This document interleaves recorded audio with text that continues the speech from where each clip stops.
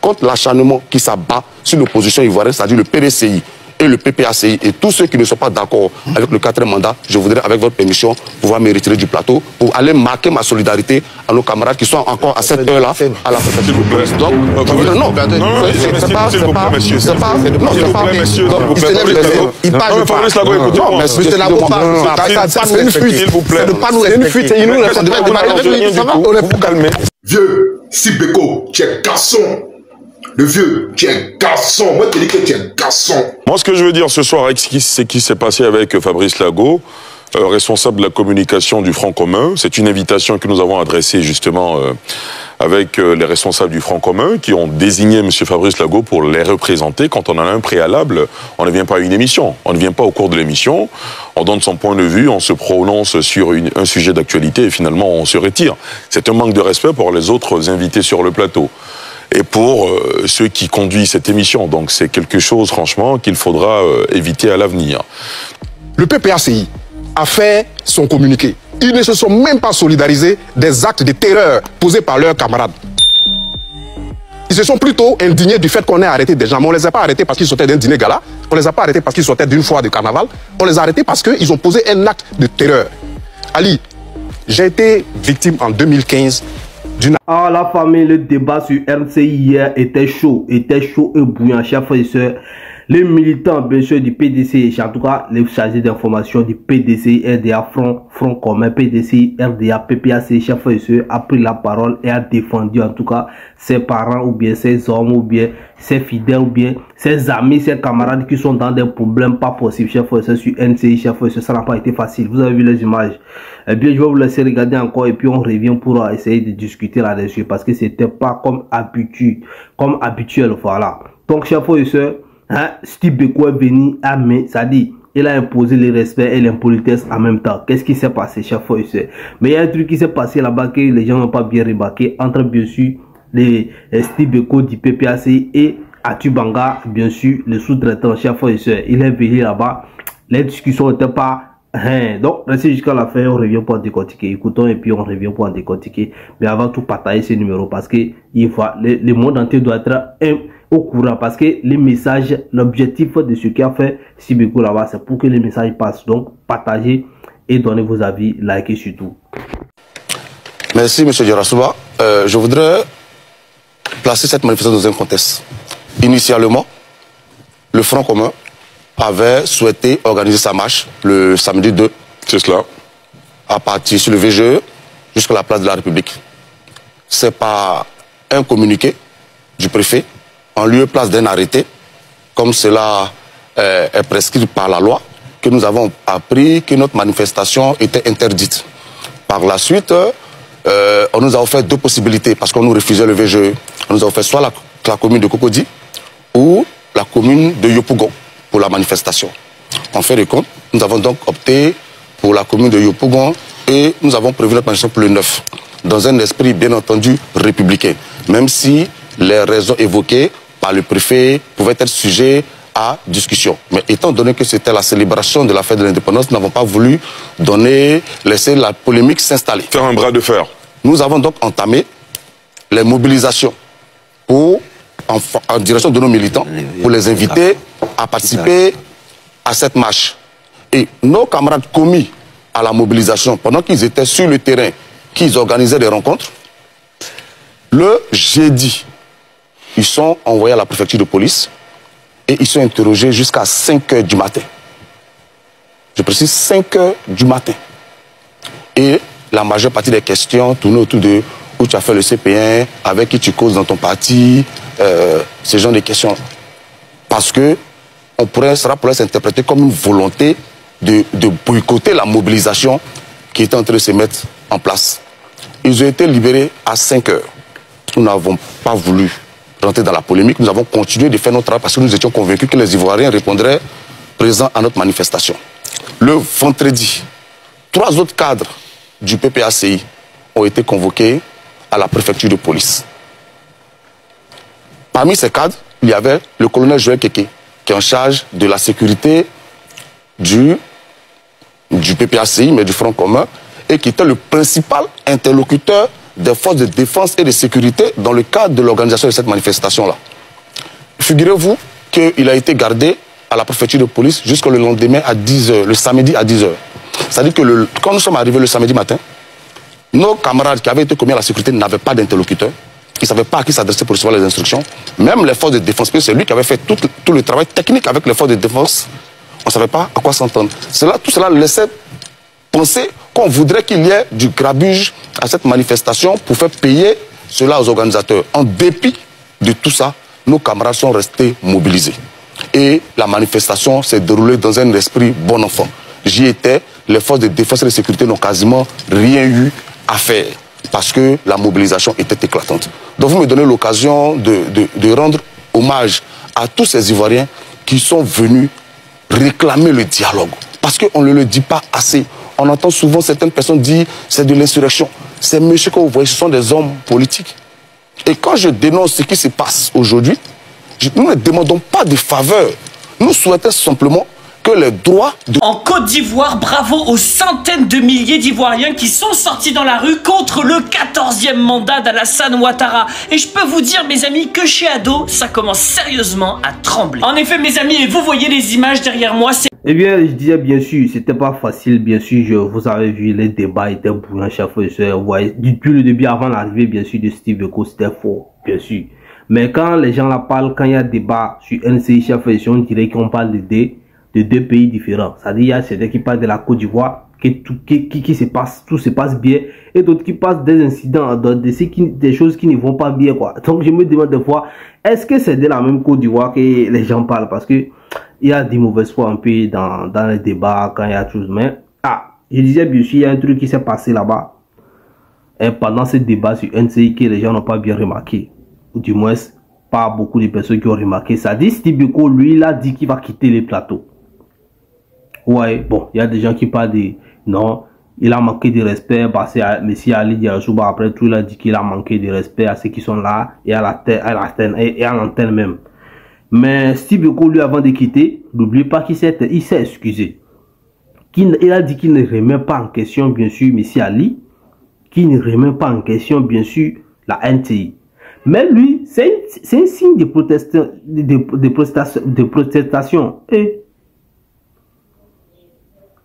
C'est un signe de protestation, voilà. Donc, pour lui, c'est une manière d'apporter son soutien à ceux qui sont dans les problèmes. Donc, je vous explique. D'abord, je disais qu'il y a quelque chose qui s'est passé là-bas que les gens n'ont pas remarqué. C'est que quand Steve Biko a dit qu'il va quitter le plateau, vous savez, le sous-traitant Arthur Banka, c'est l'homme pour qui tout va bien au pays. Voilà. L'homme qui est du RHDP qui ne veut pas se déclarer là. Voilà. Qui on a envoyé pour défendre d'une voix que je ne sais pas ce que les autres l'ont fait. Son ancien parti l'a fait. Je ne sais pas ce qu'on a donné à manger là-bas. Quel poste il a demandé parce qu'il était du PDC, RDA, chef de c'est pas quel poste il a demandé, on a refusé de lui donner, ou bien on a fait quelque chose là-bas, ou bien c'est quoi, et il a chargé tout ça là contre l'opposition. C'est comme ça que moi je vois les choses. Je ne dis pas que c'est ce qui s'est passé, peut-être qu'il a demandé quelque chose, on l'a pas donné, mais j'ai l'impression que c'est ça, quoi. Parce que tout ce qu'il lui fait, on dirait qu'il dit les choses pour contrer, c'est-à-dire l'opposition, c'est-à-dire, c'est même pas pour les partis au pouvoir, hein, mais lui ça pour contrer, juste pour ridiculiser l'opposition. Mais pourtant, bon, lui, il a quelle autorité? Lui, sa parole avec ses camarades là, ça fait quoi dans... Ça n'a pas d'importance. Si Laurent Gbagbo parle et lui, un sous-traitant, on va comparer ça, ça va donner quoi? Rien, il n'est rien au pays. Il n'est rien. Mais mon vieux, est-ce que quand il parle là, tu t'entends? Est-ce que quand il parle sur les plateaux télé là, tu t'entends? Écoute. D'abord, il faut comprendre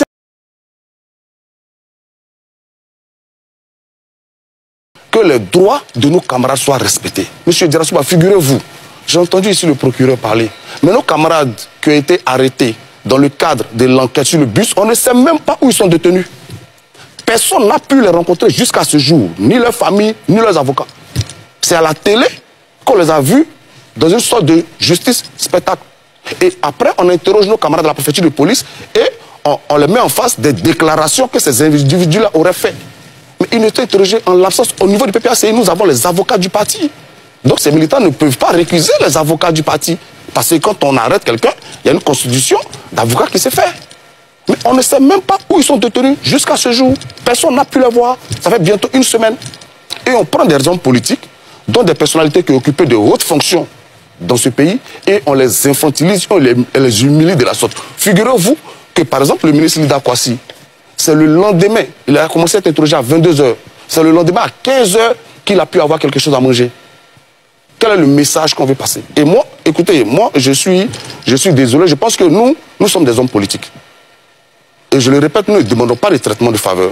Nous demandons que nos droits soient respectés. Nous avons la liberté d'expression qui est garantie. Et ce que nous faisons, le seul tort que nous avons, c'est de ne pas être d'accord avec la gestion actuelle du pouvoir. Et pour cela, nous demandons qu'un dialogue s'instaure pour régler ces problèmes. Mais en lieu et place, qu'est-ce qu'on nous sait? C'est une véritable répression qui s'abat sur nos camarades. Tous ceux qui sont aujourd'hui chargés de la mobilisation PPACI, ils sont handicapés. Mais souvent, ça frise le ridicule. Je vais vous donner un exemple simple. Monsieur Blaise Las, on finit de l'interroger, on lui a interdit de sortir de la ville d'Abidjan. Blaise Las, il habite en dehors d'Abidjan. Il fait comment?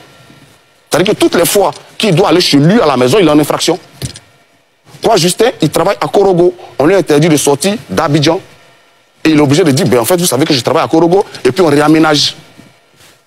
Oui. Donc nous pensons que... Moi, j'étais venu ici ce soir pour que nous ayons une émission pour parler de cette marche qui a eu lieu.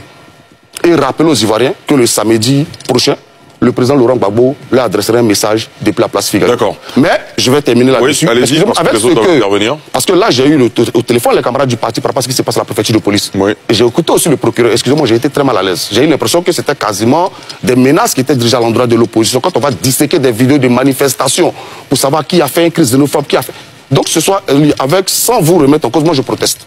Je proteste avec cette manière inhumaine. Je proteste avec cette manière inhumaine de traiter les opposants politiques. Je proteste contre cette manière cavalière de vouloir nous humilier parce que nous avons le tort de ne pas être d'accord avec le parti au pouvoir. Mais je rappelle aussi que le samedi 9, nous continuons de nous battre. Et j'étais venu ici pour débattre, comme je le disais, mais avec tout ce qui se passe aujourd'hui, je ne suis même plus confortable avec l'idée de continuer ce débat-là. Parce que qu'est-ce que je pourrais dire ici qui ne pourrait pas m'être imputé à la sortie de l'émission? Donc, allez, sans vous remettre en cause, sans remettre en cause NCI, mais je voudrais, avec votre permission, en signe de protestation contre l'acharnement qui s'abat sur l'opposition ivoirienne, c'est-à-dire le PDCI et le PPACI et tous ceux qui ne sont pas d'accord avec le 4e mandat, je voudrais, avec votre permission, pouvoir me retirer du plateau pour aller marquer ma solidarité à nos camarades qui sont encore à cette heure-là à la préfecture de police. Donc, non, c'est pas... S'il vous plaît, monsieur. S'il vous plaît, monsieur. Il parle pas. Fabrice Lago, écoutez-moi. Monsieur Lago, c'est une fuite. S'il vous plaît. C'est une fuite. Il nous laisse vous calmer. On n'arrange rien du tout. Donc, chaque fois, je ne considère pas ce qu'il lui dit. Je dis bien. Quand Steve Beko voulait quitter aussi le plateau, il a bien sûr s'est excusé. Et il dit que lui va quitter. Et Arthur Banga, lui, était là. Il dit, s'il quitte, je quitte. Les gens n'ont pas bien écouté là-bas. S'il quitte, je quitte. S'il quitte, je quitte. S'il quitte le plateau, je quitte. Monsieur Ali, s'il quitte le plateau, je quitte. Bon, il a quitté. Toi, tu fais quoi là-bas? Il a quitté le plateau. Lui, il a dit, il a fait. Vous voyez, c'est ça, la lâcher. J'ai dit, c'est ça. Les gens sont là. Ils pensent que non, il faut parler seulement. Voilà un homme, voilà un garçon. Vous êtes là, vous jouez le dur, pourtant vous ne valez rien. Votre parole, tu as dit quelque chose là-bas et tu n'as rien fait même. Il n'y a personne qui t'a demandé pardon, reste. Tu as dit que si Beko quitte le plateau, tu vas quitter. Arthur Banga, tu as dit ça ou pas? Maintenant, qui t'a supplié de rester? Vous êtes là, vous vous accrochez, tu as envie de faire le débat, tu as envie de parler, on ne t'invite pas, tu n'es pas à l'aise, tout ça là. Vous pensez que eux là, Steve Beko, les choses là, eux là, c'est comment venir s'afficher, chercher, ils ont la soif de venir parler devant la télé ou bien comment venir se présenter, tout ça là, venir faire l'homme qui sait parler à la télé là, c'est ça qui les attire, non? Vous, c'est ce qui vous plaît.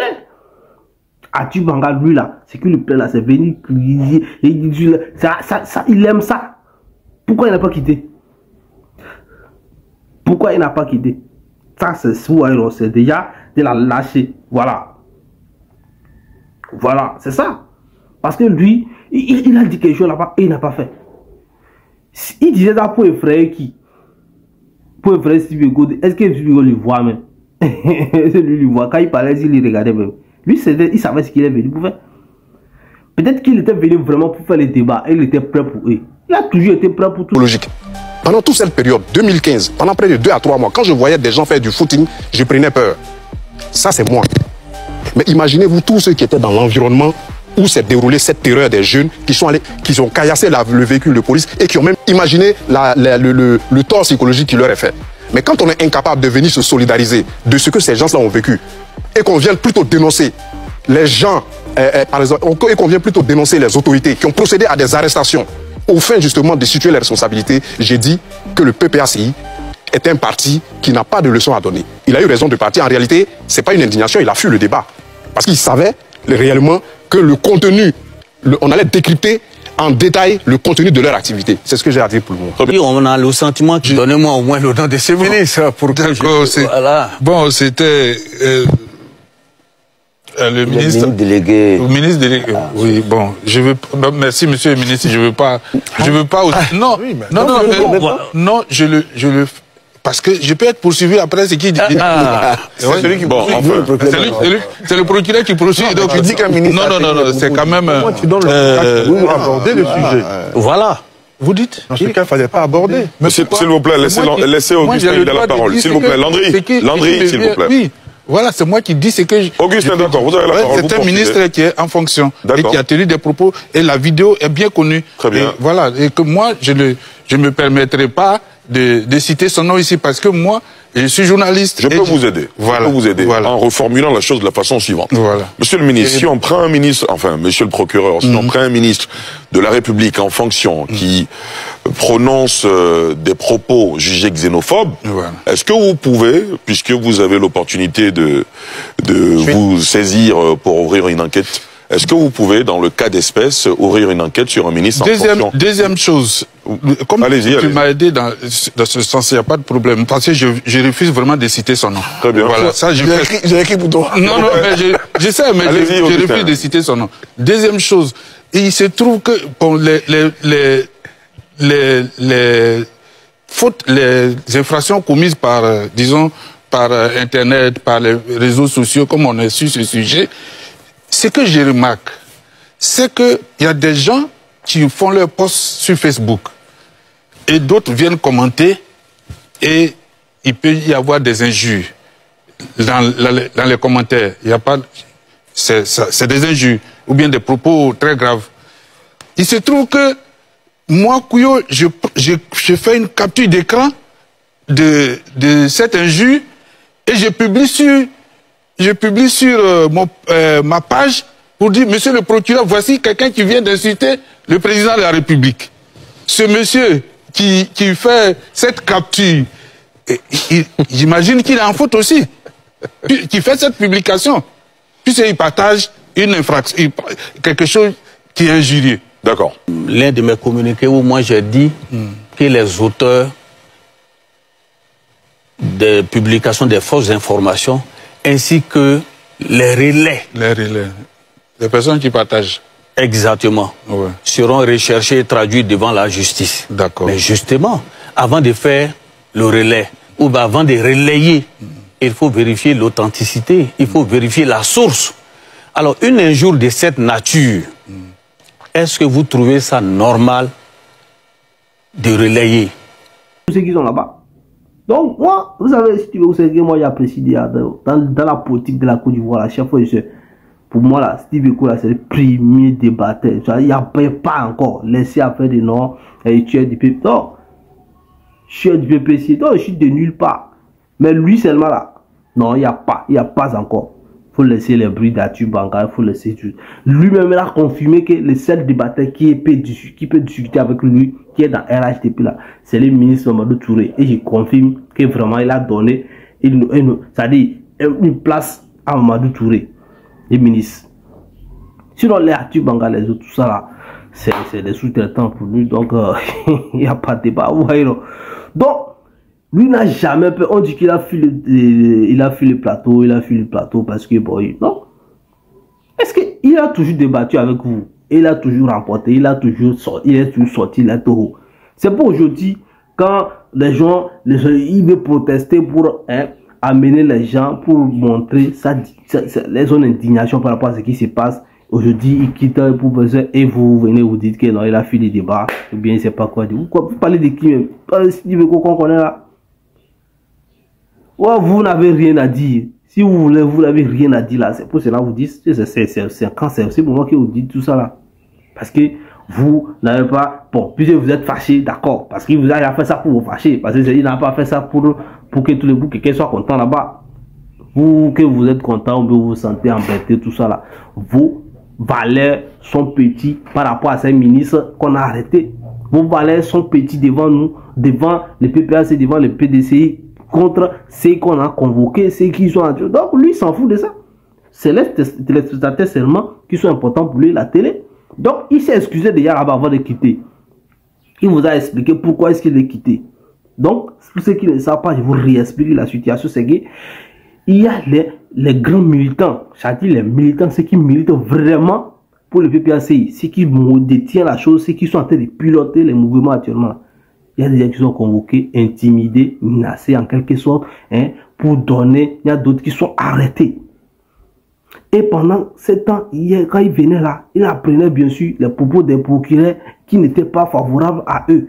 Voilà, qui étaient contre leur évolution, tout ça là. Et là, lui s'est dit que non, c'est pas possible. On peut pas, on parle toujours, les choses se répètent comme ça. Mais arrivé aujourd'hui, je ne peux pas parler. Parce que mes amis ne peuvent pas être dans une situation qu'on donnait. Et moi, parce qu'il est chargé de la communication. On ne l'a pas donné ça. PDCI, PPACI, commun. Ça veut dire rassembler là. C'est lui, on l'a donné ça. La communication, on l'a donné ça. Parce qu'il le maîtrise. Voilà. Atu Banga, quand il était au PDC là, est-ce qu'on a donné la communication? Non. Il n'a même pas un poste comme ça pour dire que non. Il est. Non. Chérif Ousmane aujourd'hui là. Et comment on appelle l'autre là? Le docteur Chérif là. Du PDC, chef professeur. Lui au moins, il est c'est-à-dire, on l'appelle dans les débats et il assume. Donc je pense que c'est ceux qui ont aujourd'hui, qui sont là-bas, qui ont des postes ou bien qui sont bien placés aujourd'hui, ça énerve le gars ou bien comment il ne comprend pas. Donc chers frères et sœurs, vous voyez un peu la situation, c'est que franchement il y a beaucoup de choses qui ne vont pas encore au niveau de la Côte d'Ivoire. Et je pense que la solution c'est le dialogue. Et je ne pense pas que le fait qu'on demande dialogue ou bien chose là, pour qu'on puisse discuter et régler les choses là, c'est les Ivoiriens là, ceux qui sont débat là-bas, les actus, et puis c'est quelques journalistes, ces sous-traitants là. C'est eux dans ce monde entier qui trouvent que dialoguer, c'est dire n'importe quoi. Que dialoguer là, demander dialogue, demander discuter là. C'est tout ce que les gens ont souhaité dans les pays. Vous voyez, ils ont balancé bien sûr, ils ont balancé l'histoire de bien sûr la marche a été bien fait. Les gens ont assumé, ils ont fait tout ça, ils ont bien fait ça. Maintenant, ils veulent ramener les mérites bien sûr de cette marche là que l'opposition a bien fait là, avec civilité là. Ils veulent ramener les mérites ou bien la valeur de ça là, leur victoire. Ils veulent ramener ça sur le gouvernement en place pour dire que c'est parce que le pays est démocratique. Vous voyez comment les gens sont de mauvaise foi. L'opposition a fait sa marche. Il a assumé. Ils ont mobilisé beaucoup de personnes. Ils ont été disciplinés. Ils sont dirigés. Ils ont bien parlé à leurs militants. Ils ont bien fait ça. Vous, au lieu de dire que non, vraiment, ça c'est l'opposition. Vraiment, ils savent ce qu'il faut. Vraiment, c'est que c'est les citoyens. Vraiment, au lieu de dire ça, et ils disent que non, c'est parce que le pays est en paix. C'est parce que la démocratie est en marche. C'est parce que. Est-ce que vous voyez la situation dans lesquelles ils étaient avant jusqu'à arriver là-bas? Et on vous montre que non, c'est pas affaire de démocratie en marche parce que pendant que tout ça là s'est passé là, et ils menaçaient les gens. Et ils étaient en train de timider les gens. Ils étaient en train d'arrêter les gens. Ils étaient en train de convoquer les gens. Vous laissez ça de côté pour dire que non, la démocratie est en marche. C'est terrible, c'est horrible. Donc, c'est pas une question de personnalité, on est contre cette personnalité, non. Mais les gens refusent de voir la vérité en face. Mais il faut qu'on parle. Les gens refusent de voir la vérité en face. La Côte d'Ivoire, là, c'est pour tous ceux qui sont sortis aussi, là. Donc, je ne sais pas combien on vous paye, ou bien on ne vous paye pas, ou bien c'est votre volonté de venir raconter des trucs comme ça. C'est pas bien. Donc, chers frères et sœurs, chers panafricanistes, merci pour votre attention. C'est la fin pour ce numéro. Et bien sûr, on ne va pas trop parler, vous poser la parole, mais je vais vous demander de partager ce numéro. De beaucoup partager ce numéro. et de donner vos avis dans tout ce qui se passe, chers frères et sœurs. Parce que là, c'est grave. Parce que là, c'est grave. On attend encore le président de Ouagadougou sortir, dit ce qu'il pense, et on verra la suite des choses. Donc, chers frères et sœurs, ici la tech.